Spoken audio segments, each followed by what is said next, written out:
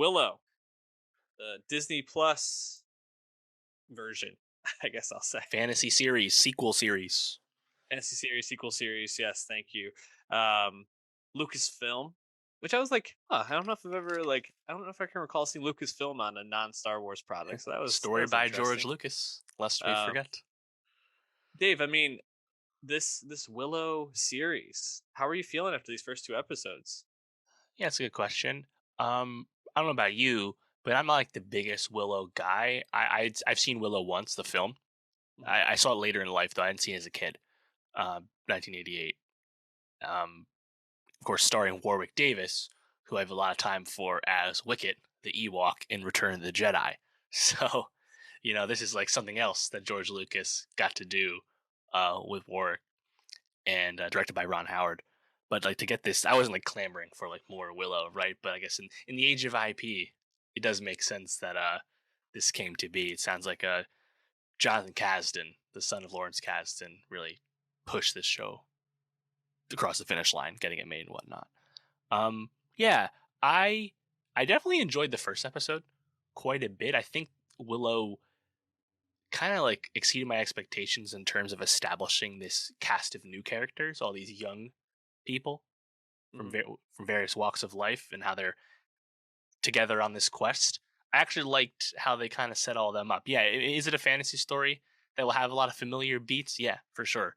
But like, I actually enjoyed them, and I think the part that maybe is a bit more wait and see with me is how does like Willow himself, Willow the character, our wily sorcerer from the first movie, the return of Warwick Davis, who doesn't act a ton, at least not like as like a leading type role. How will he fit in? Because I was actually really digging like the dynamics between all our young performers, right? You have some people you might recognize like Aaron Kellerman and Tony Rivolori, right? Um, but like how will Willow himself fit in? I think that's still a bit more up and down, or wait and see anyway. Notably, Val Kilmer is not back as Mad Mardigan. Um, unsurprisingly, of course, given all his health issues. But yeah, I thought it was pretty fun. As a fantasy show, I think Willow, like the film, the series seems to be establishing, it's a bit more of like a more whimsical take on fantasy storytelling. It's not quite as dark, self-serious as other fantasy stuff that we might see. And I think for some people that's positive, for some maybe not so much. But I think it's tonally so far. I was picking up what they're putting down, so I'm intrigued to see how it continues. What about you? All right, have you seen the Willow film? No, I haven't. And so for me, it was just kind of like, oh, this is. I didn't think I was like missing too much. I definitely They thought there do a was lot of some. exposition early on, so They that you do don't need to have seen it. Yeah, exactly. Um, I think actually my biggest critique was the tone for me because I wasn't really sure what they were going for. At times, it yeah. felt like too silly for me. Kind of like they were going for more of like a like teen adventure type of feel, and then there were other times when it felt like pretty dark and like actually like off-putting, like all of the bad guy characters. I forgot their names. But all the ones that can like shapeshift, like or in the second episode, the knight who's like also like kind of like a fast like zombie type guy. I thought that like that felt like more scary and like serious. Obviously you get flashbacks to some of the like some future battle scenes, or I guess they're flash forwards to battle scenes, and that looks Hmm. pretty like gory. So like, I was just having a hard time kind of figuring out like what they actually were going for in terms of this series. I still think there's enough here to like keep it interesting, and I'm looking forward to just kind of like how they kind of pull all these pieces together, especially because I did not expect Alora to be captured at the end of the second episode. Spoiler alerts. Hmm. But Yeah. overall, I thought it was interesting enough. Mostly, I was taken out by the fact that the Spider-Man like bully kid is such a prominent character Tony in this. Rivolori. Yeah, Yeah, he's I like was the bookish prince who is yeah betrothed to someone he doesn't want to marry. I was like, okay, sure. It's nice to see you, but it's also a little off-putting because I just want you to be like the snarky Spider-Man kid. No, that's exactly how I felt though. I don't want him in a reined-in performance I because he's know. he's he's charismatic enough that like you like him as Flash and Spider-Man, right? Hmm. And like you feel like he's trying to like rein in himself Yeah, as this exactly. guy on Willow. I completely agree.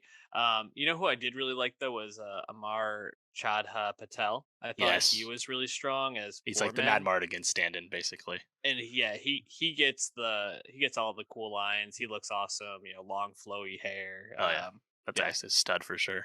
exactly. Yep, I liked him a lot. And that's why, like I'm saying, like that dynamic of like everyone on the quest out there in the world. Yeah, I feel like they all seem to mesh pretty well. Show looks pretty good too. Shot in Wales, like I just them being out and about once they're away from the castle looks pretty good. Um, yeah, but like I think like plot wise, I'm not like super invested in it all. I'm just kind of enjoying the ride. So I'm curious about like how the Willow of it all goes. You know, like I said, TBD there. John Chu actually from Crazy Rich Asians was supposed to make this show, and he had to step away last year. Um, Wonder if his take would have been radically different, you know. Hmm. But I think this is probably the first like big in quotes, but like big like Marvel Disney or sorry Disney Plus show that's not Marvel or Star Wars. It's still Lucasfilm, but like probably their most significant new series that isn't Marvel or Star Wars, right? Yeah, I'd say so in terms of new property. I'm Right. trying to. Obviously, there's like unscripted stuff that's watched. Like they moved Dancing with the Stars to Disney Plus, but like in terms Exactly. of new scripted series, I feel like this is probably it. Curious how well it does too, because like Willow was a modest success and then a big home video success, but more on the cultish side of fandom than Star Wars, for example. Hmm. So I wonder like how this will pierce through as the holidays come up, right? Yeah, definitely. This is the prime time for a show to kind of capture something for the holidays, but I don't think this is gonna be it. I don't know why. Just I don't know if people are going to Disney Plus looking for something. If they don't know that it's coming, like a Marvel or a Yeah. Star Wars. I don't know. Maybe it will be. Maybe I'll be wrong. Been wrong plenty of times.